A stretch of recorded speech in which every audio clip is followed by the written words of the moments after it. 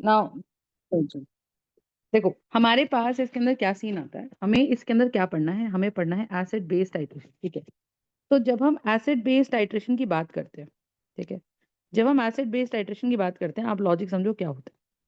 Basically what is happening in the acid based titration, कि ma'am हमारे पास ना एक बीकर है, ठीक है, इस बीकर में हमने क्या भर दिया, कोई तो एसिड भर दिया। अब ये जो हमने एसिड भर दिया है, ये है हमारे पास CH3COOH, और ये है 0.1 मोलर। ठीक है, तो जब मेरे पास ये 0.1 मोलर CH3COH है, ठीक है, और यहाँ मेरे पास कौन है, यहाँ मेरे पास है एक ब्यूरेट। ठीक है, तो ब्यूरेट में क्या होता है, सबसे इंपॉर्टेंट चीज है कि इसके अंदर हमेशा जब हम किसी नॉर्मल आदमी इसको देखता है, तो इसमें दो चीजें नहीं होनी चाहिए एक एनालिस्ट में। एक तो पैरेलेक्स एरर नहीं होना चाहिए, ठीक है, और कई बार हम क्या करते हैं, हम इसके अंदर जो एसिड है, इसके अंदर हम एक इंडिकेटर मिला देते हैं। तो वो इंडिकेटर का कलर नापने के लिए आदमी कलर ब्लाइंड भी नहीं होना चाहिए, ठीक है। तो कलर ब्लाइंडनेस की बहुत इशू आती है, तो जो बंदा लैब में काम करता है he should not be colour blind. Now you understand कि हम कर क्या रहे हैं, कि हमने ब्यूरेट में कोई ऐसा लिक्विड भरा, लेट्स से कोई बेस भरा, ठीक है। अब इस बेस का कंसंट्रेशन मुझे नहीं पता है, ठीक है, सो कंसंट्रेशन इज नॉट नोन। तो मुझे इस बेस का कंसंट्रेशन नहीं पता है, ठीक है, और मुझे इसी बेस का कंसंट्रेशन निकालना है, ठीक है। अब ब्यूरेट होता क्या है, ब्यूरेट एक बहुत लंबी सी ट्यूब होती है, पतली सी, ठीक है, ऐसे सी ट्यूब होती है, पतली सी लंबी सी, और इसके अंदर वॉल्यूम्स होती हैं, ठीक है। वॉल्यूम कैसे होती है मैं आपको बताती हूँ। ऊपर की तरफ इसमें ऐसे रहता है, ऊपर की तरफ रहता है इसके अंदर, आप समझो, ठीक है। तो it is not basically getting field like this, इसमें रहता है नीचे की तरफ जीरो, नीचे की तरफ जीरो, ठीक है, और ऊपर की तरफ मान लो 1000 ml लिखा हुआ है। तो अब आप ये समझो कि मान लो तुमने इसको फिल करना शुरू करा, तो अगर मान लो इसके अंदर फिलिंग ऐसे ऐसे ऐसे ऐसे ऐसे हुई, तो मान लो इस मार्क तक फिलिंग हुई, तो हम समझ जाएंगे कि भाई जी मान लो 50 ml का हमने इसके अंदर कोई लिक्विड भर लिया। और मान लो इसके होल में से यहाँ से मान लो लिक्विड बाहर आ गया, ठीक है, मान लो इसके होल में से मान लो लिक्विड बाहर आ गया, तो क्या होगा मुझे बताओ। कि लिक्विड बाहर आने से होगा क्या, कि मैम ये जो लिक्विड बाहर आया, ठीक है, ये जो लिक्विड बाहर आया, ये लिक्विड करेगा क्या, देखो, ये जो लिक्विड बाहर आया, तो ऑब्वियसली इसका लेवल डाउन जाएगा। जब इसका लेवल डाउन जाएगा, so it is going to go here, you understand. तो आप ये समझो कि अगर इसका लेवल डाउन होके 40 ml पे आ गया, तो मैं ये समझ जाऊंगी कि 10 ml लिक्विड जो है वो वो इसमें से क्या हो गया, वो रिलीज आउट हो गया। Are we understanding. तो यानी कि जो रिलीज आउट हो गया, मतलब उतना लिक्विड हमने एक तरीके से टाइट्रेशन में यूज कर लिया। तो हमें यहाँ से volume of the liquid used, एक तरह से हमें यहाँ से क्या मिल जाएगा, volume of the liquid used from the burette. बात समझ में आ रही है। तो ब्यूरेट में नंबरिंग होती है, नीचे होती है जीरो और ऊपर होती है मैक्सिमम वॉल्यूम, ठीक है। तो हमने क्या करा, हमने इसके अंदर कुछ तो लिक्विड भर लिया। लिक्विड है मान लीजिए मेरे पास NaOH, अब लॉजिकली समझिएगा, ठीक है। तो हमने क्या बोला, हमने मान लीजिए इसमें कोई इंडिकेटर डाल दिया, लेट्स से हमने इंडिकेटर इसमें डाल दिया फिनोल्फथलीन, ठीक है। अब जब मैंने इसके अंदर इंडिकेटर फिनोल्फथलीन डाल दिया, तो होगा क्या, होगा ये कि मैम यहाँ पे हमारे पास ये ब्यूरेट है, ठीक है। अब ये जो ब्यूरेट है, तो ये भरा हमने, ठीक है। अब होगा क्या, कि यहाँ से NaOH नीचे की तरफ गिरना शुरू होगा। तो आप ऐसे समझो कि हमने NaOH को जब देखा, तो NaOH ड्रॉप बाय ड्रॉप गिरा। तो आप ऐसे समझो कि एक मुझे इस NaOH की कंसंट्रेशन नहीं पता। तो टाइट्रेशन का मतलब ही होता है to find the unknown, are you understanding. To find the unknown, किसी भी अननोन वैल्यू को ढूंढना is basically what you call as titration. तो हमने ये बोला कि भाई हमारे पास यहाँ से ये लिक्विड गिरेगा, ये लिक्विड गिरेगा, यस और नो। तो जैसे जैसे NaOH नीचे गिरेगा, वो अंदर ही अंदर इस एसिड को क्या करेगा, न्यूट्रलाइज करेगा। और जब ये इस एसिड को न्यूट्रलाइज करेगा, तो एक टाइम ऐसा आएगा कि बीच में क्या क्या फॉर्मेशन होने वाली है। अब आप लॉजिकली समझना, ठीक है, कि एक बूंद गिरी मान ले, तो इसको तो ऐसे समझ कि मान ले मेरे पास 100 मॉलिक्यूल किसके थे, 100 मॉलिक्यूल थे CH3COH के ऊपर से। और मुझे अगर मेरे को इक्वेशन देखनी है, तो मैं बोलूंगी कि CH3COH के साथ NaOH रिएक्शन करता है, और वो CH3COONA बनाता है, और साथ में वाटर बनाता है। Are you understanding. So my point is कि ये CH3CO नेगेटिव और Na पॉजिटिव है, और ये पॉजिटिव और ये नेगेटिव है, हाँ या ना। तो negative goes with positive and positive goes with negative. So what I am trying to tell you is कि negative goes with positive and positive goes with negative, yes और नो। तो इसका मतलब ये हुआ कि जब हमारे पास ये इस तरीके से आया, ठीक है, सो हमें पता है कि एक CH3COH इज कंबाइनिंग विद एक NaOH, तो एज अ रिजल्ट वो मुझे एक CH3CONA और एक वाटर मॉलिक्यूल दे रहा है, हाँ या ना? अब आप ये चीज समझो कि जब वो ऐसे दे रहा है, तो अगर ऊपर से एक मॉलिक्यूल NaOH का गिरा, लेट्स सपोज हाइपोथेटिकली, तो आप ये मुझे बताओ, एक NaOH और नीचे पड़े हुए हैं 100 CH3COH, तो होगा क्या, एक NaOH एक CH3COH से कंबाइन कर जाएगा और नीचे क्या बचेगा, नीचे हमारे पास बचेगा 99 CH3COH बच गया, और एक NaOH ने एक CH3COH के साथ कंबाइन होकर बना लिया CH3COONA। Are you understanding this point? तो आप इसका मतलब ये समझो कि शुरू शुरू में क्या था, शुरू शुरू में हाल ये था कि मैम ये प्योर एसिड था, और अब आप देखो प्योर एसिड के बाद ये क्या होगा कि धीरे धीरे धीरे अभी एसिड की मात्रा ज्यादा है पर ये सॉल्ट बनता जा रहा है विद अ स्ट्रॉन्ग बेस। तो एक तरीके से क्या ये बफर बन गया कि नहीं बन गया बताओ? पर ये बहुत ही माइन्यूट बफर बना है। क्या मेरी बात समझ में आ रही कि नहीं आ रही बताइए? तो हम ये बोले कि मैम शुरू शुरू में क्या रहा, पीएच जो था, जो पीएच था बफर का, ठीक है, तो शुरू शुरू में बफर रहा। फिर क्या हुआ, एक टाइम पे ऐसा होगा कि भाई ऊपर से मान लो 10 NaOH गिर गए। जब 10 NaOH गिर गए तो क्या बन जाएगा, 10 मॉलिक्यूल्स ऑफ CH3CNA और 90 molecules of CH3COOH will be left out. तो भी क्या है, शुरू शुरू में प्योर एसिड, फिर बीच में ये अंदर बफर बन जाएगा, क्योंकि बफर की स्टेज आ जाएगी। क्यों भाई? क्योंकि मुझे बीकर में क्या देखने को मिल रहा है, NaOH के आने से मुझे बीकर में सॉल्ट और एसिड की क्वांटिटी मिल रही है, और क्योंकि मैंने एसिड वीक लिया था, so that acid this acid here and this salt shall be formed. Are we understanding this part? फंडा समझ में आ रहा है तो बताओ। अब मैंने ये बोला कि अगर ऐसा हो गया, ठीक है, उसके बाद मेरे पास कौन सी स्टेज आ गई, उसके बाद मेरे पास स्टेज आ गई so will have this pure acid and buffer stage. उसके बाद मेरे पास स्टेज कौन सी आ गई कि भाई एक टाइम ऐसा आएगा कि मैम आपने ऊपर से 100 NaOH गिरा दिए, तो पूरा का पूरा सॉल्ट आ जाएगा, यानी कि पूरा का पूरा CH3COH न्यूट्रलाइज हो जाएगा। इसका मतलब इसे बोलते हैं हम लोग अपना क्या, this is called as my equivalence point. Are we understanding? This is called as my equivalence point. बात समझ नहीं? इक्विवेलेंस पॉइंट क्या होता है? इक्विवेलेंस पॉइंट थ्योरेटिकली वो सिचुएशन होती है where where acid and base completely neutralise each other. जब acid and base completely neutralise each other. बात समझ में आ रही है? तो जब वो एक दूसरे को कंप्लीटली न्यूट्रलाइज कर लेते हैं, तो हम कहते हैं जी मेरे पास थ्योरेटिकली पूरा इक्विवेलेंस पॉइंट आ गया।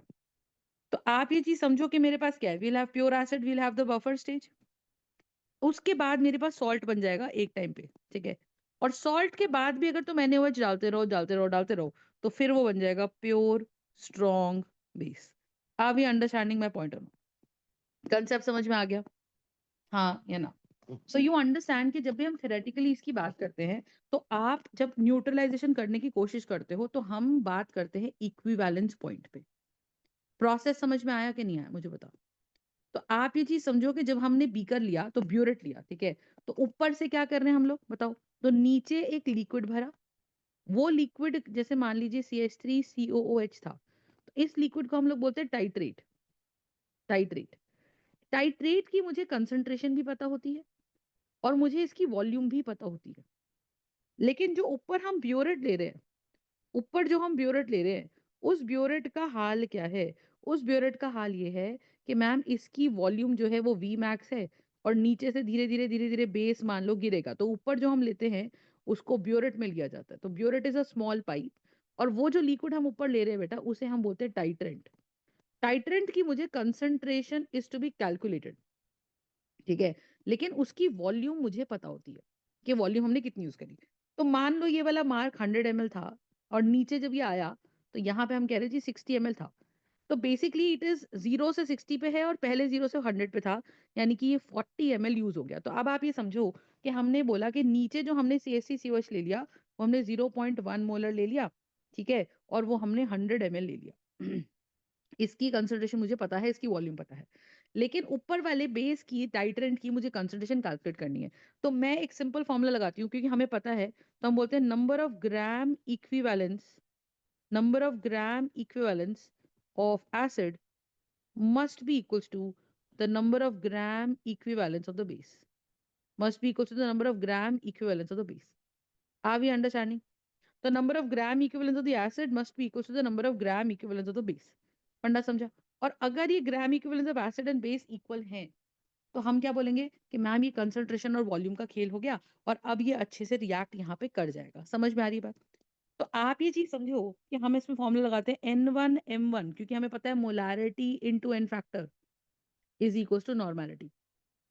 तो हम फॉर्मूला लगाते हैं normality 1 into volume 1 is equal to normality into volume 2। ये है हमारा बेटा at equivalence point. Equivalence point का मतलब जहां पे फुल कंप्लीट न्यूट्रलाइजेशन हो गई। तो अब इसको नॉर्मेलिटी को मैं क्या लिखूंगी, N factor 1 into molarity 1 into volume 1 is going to be n factor 2 into molarity 2 into volume 2. Are we understanding this point? So this is going to be n1 m1 v1 which is also going to be equals to n2 m2 v2. सही बात है। तो मैंने कहा ठीक है ये equivalence point आ गया। अब बात को समझो, क्या होता है कि जब हम इक्विवेलेंस पॉइंट निकालते हैं ना तो उस पे हम एक वॉल्यूम निकालते हैं। ठीक है, वॉल्यूम निकाला मतलब कि ऊपर से बेस का कितना वॉल्यूम डालना पड़ा, कितनी कॉन्सेंट्रेशन डालनी पड़ी। ठीक है, तो कई बार क्या होता है कि रियल लाइफ में जब हम जाके टाइट्रेशन करते हैं तो वो वॉल्यूम थोड़ी सी ज्यादा लगती है। ठीक है, जैसे मान लो मैंने कैलकुलेशन से निकाला कि जी 40 ml यूज हो गया, पर हो सकता है कि रियल लाइफ में मुझे 41 ml बेस ऊपर से डालना पड़ जाए। तो इसे जो हम बोलते हैं ना, तो जब हम कहते हैं कि रियल लाइफ में लेबोरेटरी में जब हम टाइट्रेशन कराते हैं, मतलब टाइट्रेशन क्या है, एक तरीके से टाइट्रेशन है एक अननोन चीज की कंसंट्रेशन निकालना। और उसमें हम सिंपल एक चीज मिला रहे हैं कि नीचे वाले जो हम बीकर में ले रहे हैं उसका हमें कंसंट्रेशन वॉल्यूम पता है, ऊपर से जो डाल रहे हैं उसका वॉल्यूम हम नाप रहे हैं, कंसंट्रेशन हमें निकालनी पड़ेगी। तो हर एक टाइट्रेशन में formula N1V1 is equal to N2B2 ही लगता है, या N1M1V1 is equal to N2M2V2 ही लगता है। बट द पॉइंट इज कि मैम जब हम ऊपर से कुछ भी चीज डाल रहे हैं तो रियल लाइफ में अकॉर्डिंग टू कैलकुलेशन मान लो हमें लगा कि भैया 40 ml ब्यूरेट वाला लिक्विड यूज हुआ, बट रियल लाइफ में हो सकता है वो 41 ml यूज हो रहा है। तो इसे हम बोलते हैं बेटा titration error. What do we call this? This is called as titration error. तो I hope you are understanding that when we are talking about the titration error, इसका मतलब क्या है? इसका मतलब क्या है कि in this particular case, right, in this particular case what exactly is happening कि मैम जब भी हमारे पास, ठीक है, टाइट्रेशन एरर क्या है, रियल लाइफ में कितना ब्यूरेट का लिक्विड यूज हुआ और एक्चुअल में हमने जब क्वेश्चन किया तो हमने कितना क्वेश्चन में वॉल्यूम यूज किया, उसे उसे हम बोलते हैं टाइट्रेशन एरर। ठीक है, तो रियल लाइफ में जब रियल लाइफ में हमको दिखता है कि न्यूट्रलाइजेशन कंप्लीट हो गई, उसको बोलते हैं एंड पॉइंट। तो और थ्योरेटिकली जब हम कैलकुलेशन करते हैं तो थ्योरेटिकली जहां पे न्यूट्रलाइजेशन कंप्लीट होती है, ठीक है, तो थ्योरेटिकली जहां पे न्यूट्रलाइजेशन कंप्लीट होती है उसको हम क्या बोलते हैं? That is my end, that is my equivalence point. Are we understanding? That is my equivalence point. और जो हमारा प्रैक्टिकली हम करते हैं, प्रैक्टिकली मतलब जहां पे न्यूट्रलाइजेशन कंप्लीट हुई, प्रैक्टिकली जहां पे न्यूट्रलाइजेशन कंप्लीट हुई उसको हम लोग बोलते हैं end point. So end point is not equal to equivalence point, कहीं ना कहीं कुछ टाइट्रेशन एरर रहता है। So coming straight to the point here, you understand कि जब भी हम बात कर रहे हैं किसकी, जब भी हम बात कर रहे हैं अपने पुराने वाले सिचुएशन की, तो हमने क्या केस लिया? हमने कहा जी ये सिचुएशन लगाएंगे और ये वाला फॉर्मूला हम एट इक्विवेलेंस पॉइंट पे लगाएंगे। ठीक है, तो जैसे फॉर एग्जांपल मैं सिंपल सी एक आपको बात बोलती हूँ, लॉजिकली समझिएगा। ठीक है, अब कहानी ये है कि भाई मैम देखो आपने बीकर लिया, बीकर में आपने 0.1 मोलर CH3COOH लिया और आपने इसको ले लिया 50 ml, और ऊपर से आप क्या डाल रहे हो? ब्यूरेट से आप डाल रहे हो NaOH। उसका कंसंट्रेशन तो आपको नहीं पता, NaOH का कंसंट्रेशन तो नहीं पता, पर आपको वॉल्यूम ऑफ NaOH डेफिनेटली पता है। तो जब आपको वॉल्यूम ऑफ NaOH पता है, इसका मतलब क्या है बताओ? कि मैम वॉल्यूम ऑफ NaOH का मतलब है कि यहाँ से NaOH नीचे की तरफ गिरता जा रहा है, यस और नो? तो मैंने लगाया कि NaOH का n फैक्टर क्या है, क्योंकि NaOH जब टूटेगा तो मुझे एक Na प्लस और एक OH नेगेटिव देगा। तो बेसिस का n फैक्टर क्या होता है, कितने OH आयंस वो रिलीज करते हैं। और CH3COOH अगर टूटेगा, अब आप सोच के देखो CH3COOH एक वीक एसिड है, पर हमने यहाँ पे कंसेप्ट क्या लगाया है कि neutralisation is always a complete process. तो इस बात से कोई फर्क नहीं पड़ता, ठीक है, कि हमारा एसिड वीक है कि स्ट्रांग है, अगर एक एसिड में बेस मिला रहे हो या किसी बेस में एसिड मिला रहे हो तो न्यूट्रलाइजेशन कंप्लीट ही होगी। मतलब एक बेस की प्रेजेंस में एक एसिड चाहते ना चाहते कंप्लीटली टूटेगा। तो मैंने कहा जी ये टूटकर मुझे देगा CH3CO negative plus H positive. Are we understanding? So you understand कि मेरे पास ये वाला फैक्टर आ जाएगा। सही बात है। अब आप ये देखो कि n फैक्टर की वैल्यू है 1। ठीक है। और ये क्या है? ये है CH3CO नेगेटिव और H पॉजिटिव। तो इसका ये भी एक H फैक्टर दे रहा है, तो इस एक ही H प्लस दे रहा है, तो इसका n फैक्टर भी क्या हो गया? इसका n फैक्टर भी हो गया 1। तो माय पॉइंट इज कि इसका n फैक्टर भी 1 है और इसका n फैक्टर भी 1 है। तो न्यूट्रलाइजेशन यहाँ पे कंप्लीट हुई, है ना? तो मैंने फॉर्मूला लगाया N1M1V1, या मैं इसको क्लियरली लिखती हूँ NaMaVa, मतलब एसिड के लिए इज इक्वल टू NbMbVb, मतलब gram equivalence of acid must be equal to the gram equivalence of the base. तो Na क्या है मुझे बताओ? Na है क्या? Na है एसिड का n factor. Molarity of the acid कितनी है? 0.1। वॉल्यूम कितनी है? 50 ml। अच्छा, अब आप ये देखो कि मेरे को बोला गया कि वॉल्यूम ऑफ NaOH जो हमने यूज करा वो हमने यूज कर लिया भाई, मान लो कितना, वो हमने मान लो यूज कर लिया कितना, अ, अ, अ, अ,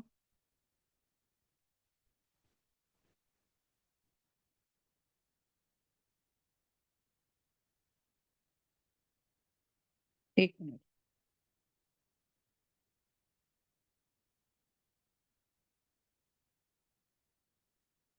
मान लो 20 ml। और मैंने कहा एट 20 ml पे इक्विवेलेंस पॉइंट आ गया, ऐसा क्वेश्चन दिया हुआ है कि एट 20 ml पे इक्विवेलेंस पॉइंट आ गया। तो नंबर एन फैक्टर बेस का 1 है, मोलैरिटी बेस की पता नहीं है, वॉल्यूम बेस की हमने 20 ml यूज करी है। तो इफ आई यूज इट तो ये, अच्छा देखो ml में वॉल्यूम है तो मुझे इसको लीटर में बदलना है, पर पॉइंट है कि मैंने 50 ml को भी लीटर में बदलने के लिए 1000 से डिवाइड करना था। तो ये मेरे पास जाएगा 0.5 will be equal to 2 MB। तो यहाँ से MB की वैल्यू कितनी आ जाएगी? 0.5/2। तो ये नीचे 10 आ जाएगा। So this is going to be 5/20। You understand? So this is going to be how much? This is going to be 2.5 divided by 10, which is going to be 0.25। तो basically molarity of the base जो यहाँ से आई वो 0.25 molarity है। इतनी बात समझ में? इतना समझ में आया कि नहीं आया? और अब आप देखो सिचुएशन क्या बनी। अब सिचुएशन बनी कि मैम पूरा का पूरा सॉल्ट बन गया। आप ये कह रहे हो कि जो, तो टाइट्रेशन से सबसे पहला क्वेश्चन क्या आया? बेसिक क्वेश्चन कि भाई कितना एसिड डाला, कितना बेस डाला। अगर बेस की वॉल्यूम बता रखी है, सो क्वेश्चन सेज कि भाई अपना 0.25 मोलर का बेस था। तो यही तो टाइट्रेशन थी। टाइट्रेशन का मतलब क्या है? This is basically a part of my acid based titration. तो एसिड बेस्ड टाइट्रेशन में हुआ क्या कि मैम 0.25 मोलर का बेस हमने बाहर से डाला, तो उसने इस एसिड को कंप्लीटली न्यूट्रलाइज कर दिया। So titration means calculating unknown value first of all. ठीक है। अब कंडीशन क्या है? क्योंकि मुझे उसने इक्विवेलेंस पॉइंट बताया था कि इक्विवेलेंस पॉइंट आया कितने, 20 ml पे मेरा इक्विवेलेंस पॉइंट आ गया। ठीक है। अच्छा, अब आप बात को समझो। जब हमने टाइट्रेशन करी, अब बहुत इंपॉर्टेंट चीज क्या है ये समझना कि मैम जब हमारे पास यहाँ पर आप देखो हुआ क्या, यहाँ पे 50 ml था मेरे पास CH3COOH जिसकी कंसंट्रेशन थी 0.1 मोलर। बाहर से 20 ml बेस आया। ठीक है। वो 20 ml बेस जो था वो हमने फाइनली जब कैलकुलेट किया तो पता चला 0.25 मोलर था। तो अब जब यहाँ पे हमने कहा न्यूट्रलाइजेशन हो गई, ठीक है, तो हमने कहा कि मैम यहाँ पे तो ऑब्वियसली पहले से ही 50 ml भरा पड़ा था। पहले से ही 50 ml यहाँ तक भरा पड़ा था और बाहर से 20 ml और आ गया। तो क्या ये टोटल वॉल्यूम ऑफ 70 ml हो गई? और इस 70 ml के अंदर हमने कहा जी न्यूट्रलाइजेशन कंप्लीट हो गई। मैंने ऐसे न्यूट्रलाइजेशन कंप्लीट हो गई मतलब उस बीकर में अब एक्स्ट्रा कुछ भी नहीं है। न्यूट्रलाइजेशन कंप्लीट का मतलब एसिड और बेस कंप्लीटली न्यूट्रलाइज हो गए और अब इस बीकर में only salt is present. Only salt is present. बात समझ नहीं?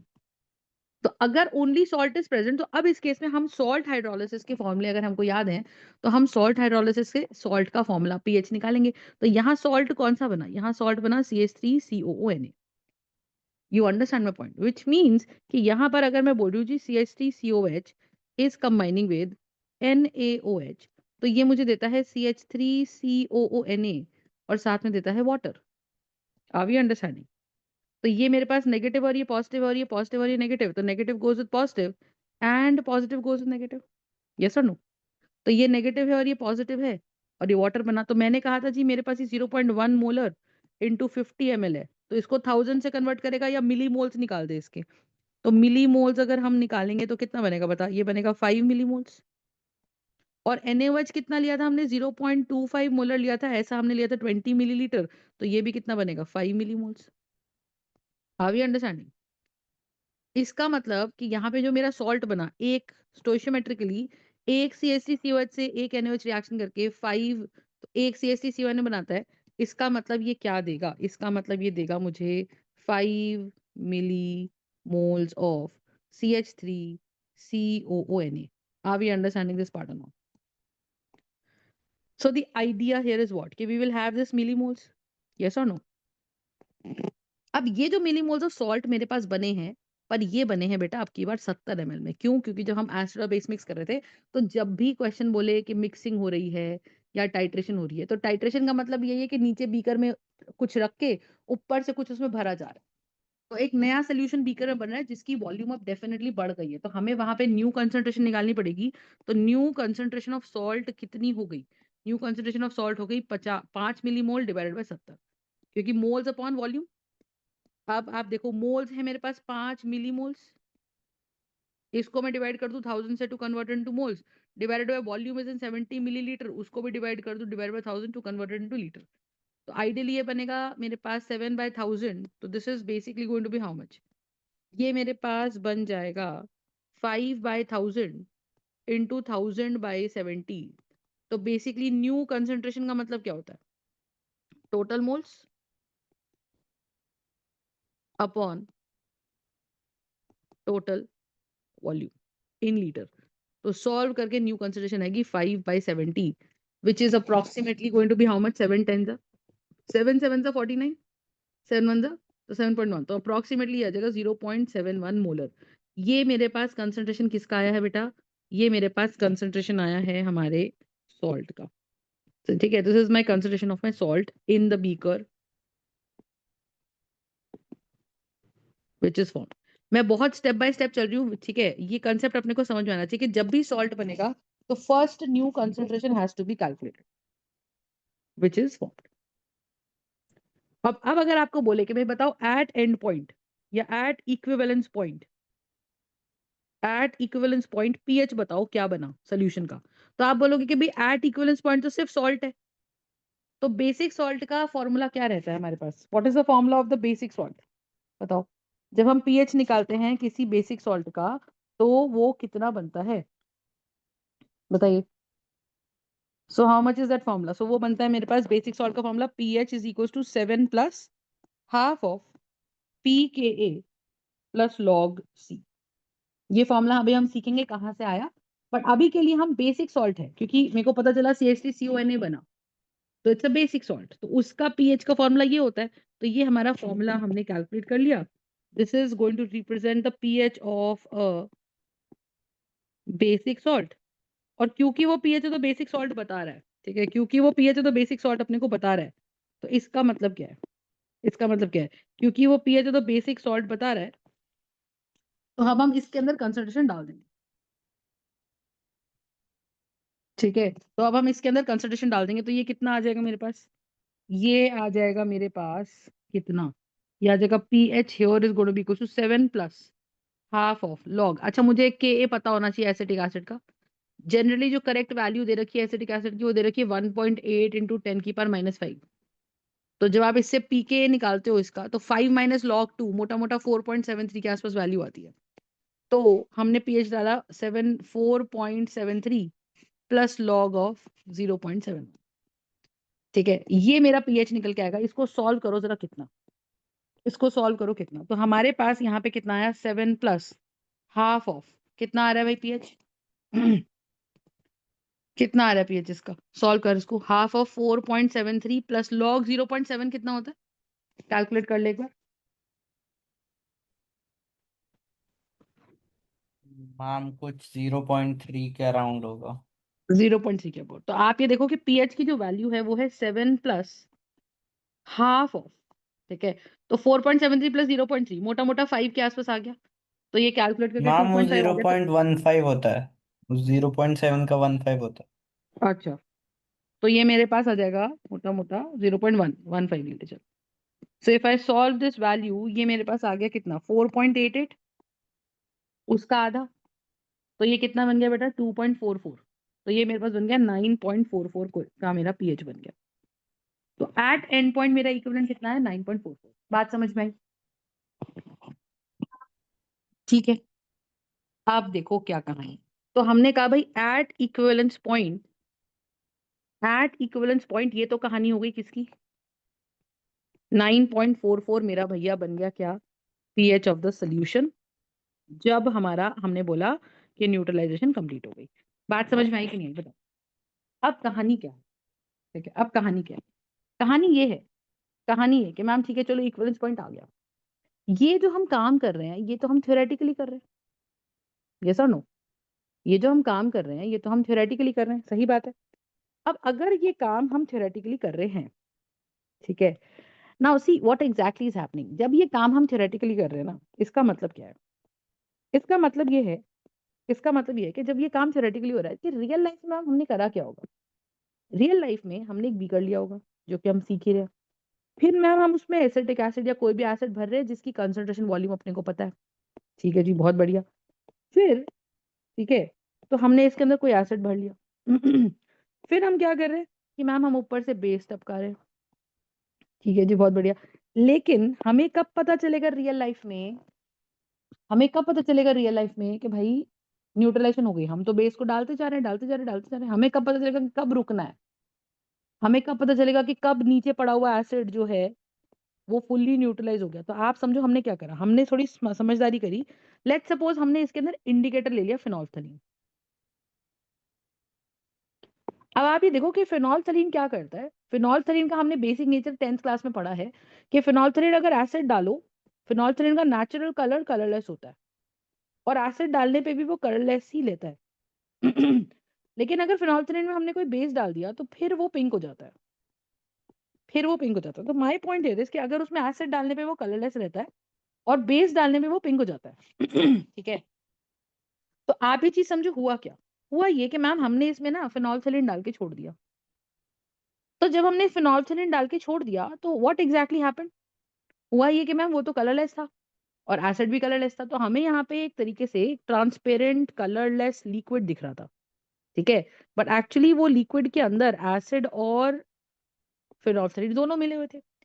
अब मैंने क्या करा, मैंने कहा भाई एक एक बूंद टपकाई बेस की, फिर एक बूंद टपकाई बेस की, जैसी बेस अंदर आया, ठीक है, जैसी बेस अंदर आया, आप ये देखो कि फिनोल्फथालीन को लगा कि यार बेस आ गया, और फिनोल्फथालीन ने अपना कलर पिंक करा, और पिंक करने के बाद एकदम से कलर गायब। बात समझ नहीं? ये जो कलर गायब हो रहा है, पिंक आया और फिर कलर गायब, ये गायब क्यों हो रहा है?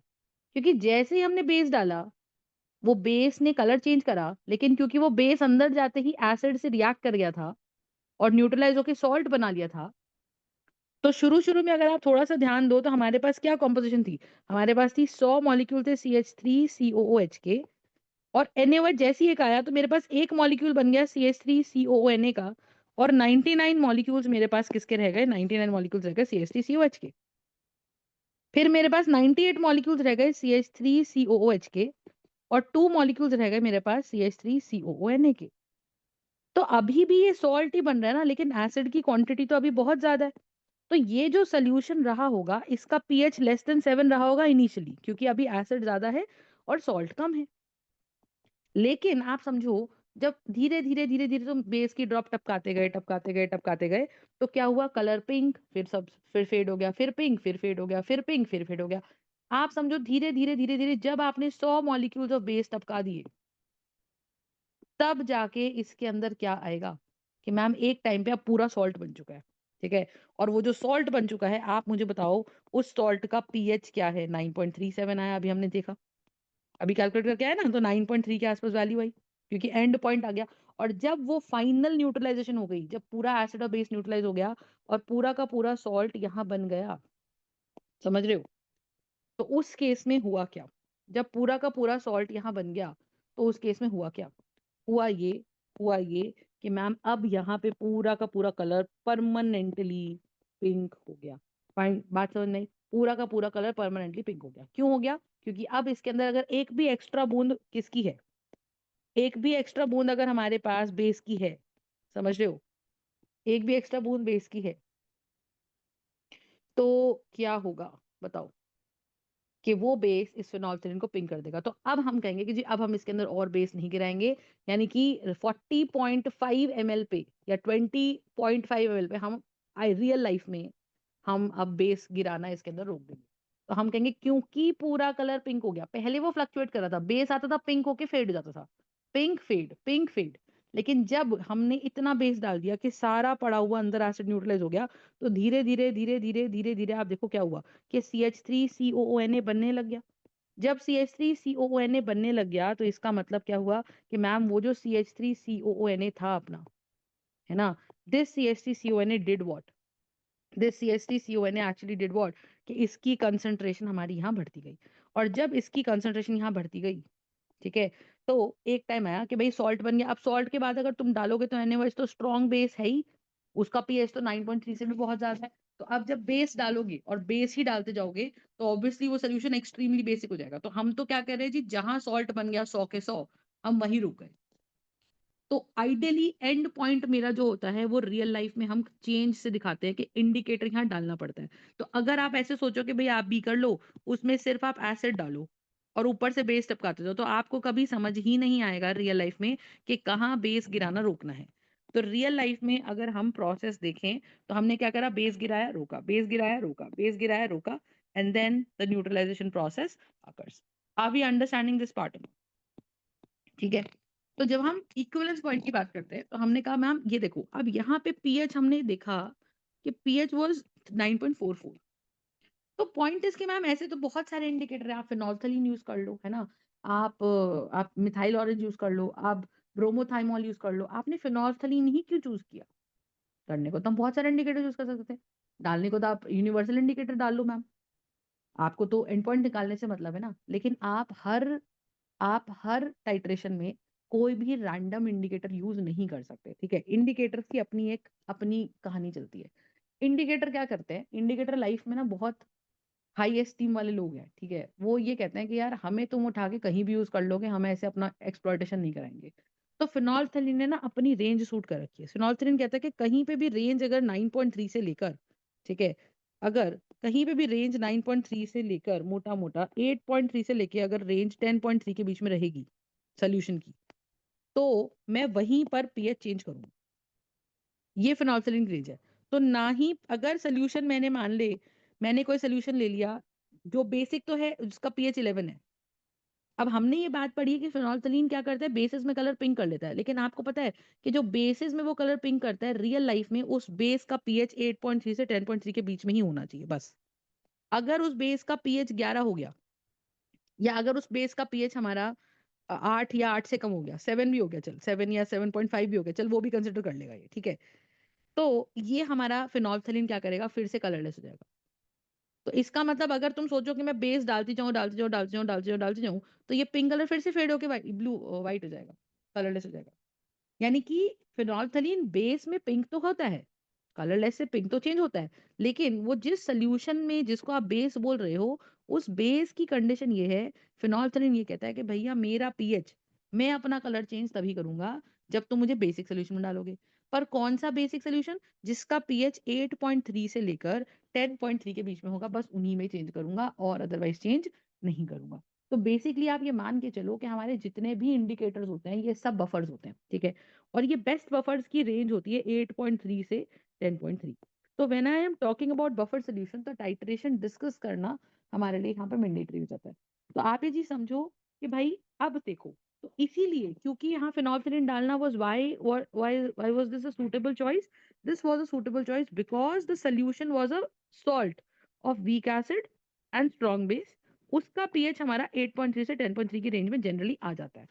तो जब हम टाइट्रेशन करते हैं, तो जो केमिस्ट होते हैं, जो फार्मा लैब्स में काम करते हैं, उनको ये बात सिखाई जाती है कि भैया तुम किसकी टाइट्रेशन कर रहे हो। तो आपको दिमाग में पता होता है कि भैया हम तो वीक एसिड और स्ट्रॉन्ग बेस ले रहे हैं।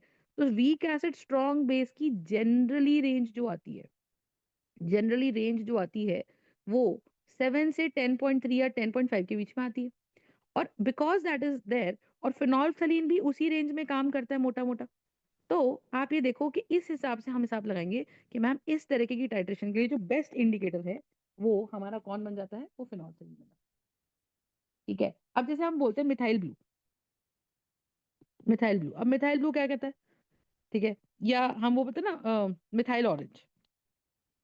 तो मिथाइल ऑरेंज में हम क्या पढ़ते हैं, मिथाइल ऑरेंज में हम ये पढ़ते हैं कि भाई ये अगर किसी इसमें एसिड डाल दिया, ठीक है, तो ये पिंक हो जाएगा, और अगर इसमें बेस डाल दिया तो ये येलो हो जाएगा। तो अब आप ये देखो, अब आप ये देखो कि अगर मैं इसके अंदर मिथाइल ऑरेंज डाल देती शुरुआत में ही, तो मिथाइल ऑरेंज कहता है कि भाई अगर 3 से लेके 5 तक का पीएच रहेगा ना, मैं तभी ही अपना कलर चेंज कर दूंगा। ठीक है, अब मान ले मैंने इसके अंदर एसिड लिया, CH3COH। अब एसिड ले रही हूं तो एसिड का पीएच कहीं ना कहीं मान ले 2.5 रहेगा। तो हमने कहा भाई मिथाइल ऑरेंज डाल रखा है, कलर पिंक हुआ पड़ा है। ठीक है, मतलब मिथाइल ऑरेंज कह रहा है कि 5 से ऊपर वाले का तो मैं बेसिक मान लूंगा, 5 से ऊपर पीएच होते ही मैं तो येलो कलर दिखा दूंगा। पर अब आप देखो कि मैंने अगर 100 मॉलिक्यूल CH3COH के ले लिए और मैं उसमें NaOH डाल रही हूँ, तो आप मुझे बताओ NaOH का गिराना बीकर में एक तरह से जो रिजल्टिंग सोल्यूशन है उसका पीएच बढ़ा रहा है। Are we understanding this part? तो धीरे धीरे 2.5 की जगह पीएच 3 भी होगा, फिर 3.1 भी होगा, 3.2 भी होगा। जैसी पीएच रेंज 3 से 5 के बीच में आएगी, ये कलर जो पिंक हुआ पड़ा था एसिड की वजह से, वो कलर येलो की तरफ बढ़ने लग जाएगा। और जैसी पीएच 5 हुआ, हमने कहा जी पीएच 5 तो हो गया पर न्यूट्रलाइजेशन तो कंप्लीट ही नहीं हुई। हमने अभी देखा न्यूट्रलाइजेशन तो कंप्लीट जब हो रही थी, तब तो सोल्यूशन का पीएच 9.4 बन रहा था, और ये तो अपना कलर 5 पे ही चेंज करके बैठ जाएगा। तो हमें लगेगा रियल लाइफ में क्या, कि भैया 5 पे ही कलर चेंज हो गया, तो हमें लगेगा कि भैया देखो न्यूट्रलाइजेशन तो अभी खत्म हो गई, तो हम तो बेस डालना बंद कर देंगे, क्योंकि हम अंदर जाके देख तो सकते नहीं कि भैया किसका मॉलिक्यूल बचा, क्योंकि NaOH भी ट्रांसपेरेंट है और CH3COH भी ट्रांसपेरेंट है। So the idea here is कि मिथाइल ऑरेंज इस केस में एक अच्छी चॉइस नहीं है। तो हमें ये समझना है कि हर हर इंडिकेटर की, हर इंडिकेटर एक बफर है। First of all, her indicator एक बफर है, और उस इंडिकेटर की अपनी एक रेंज होती है, यानी कि which is nothing but what, PK +-1। ठीक है, उस रेंज के अंदर अगर रिजल्टिंग सोल्यूशन आएगा फाइनली, तो हम उसका उसके हिसाब से इंडिकेटर डालते हैं। और वो इंडिकेटर क्योंकि उसी रेंज में हमें इंडिकेटर दिखाता है, तो वो हमारी टाइट्रेशंस में करेक्ट वॉल्यूम कैलकुलेशंस में हेल्प करता है, या करेक्ट कंसंट्रेशन कैलकुलेशंस में हेल्प करता है। क्या मेरी ये बात यहां तक समझ में आई कि हमने फिनोल्फथालीन ही क्यों लिया और हमने मिथाइल ऑरेंज क्यों नहीं लिया? Are we understanding this part or not? Just tell me that. Hello,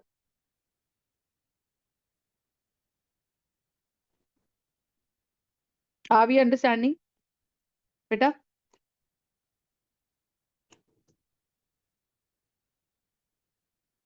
range of the indicator ना। अब now the point is what, तो अब एक क्वेश्चन लिखते हैं और हमें इसका आइडिया समझ में आएगा कि कैसे हमने ये चूज किया। ठीक है,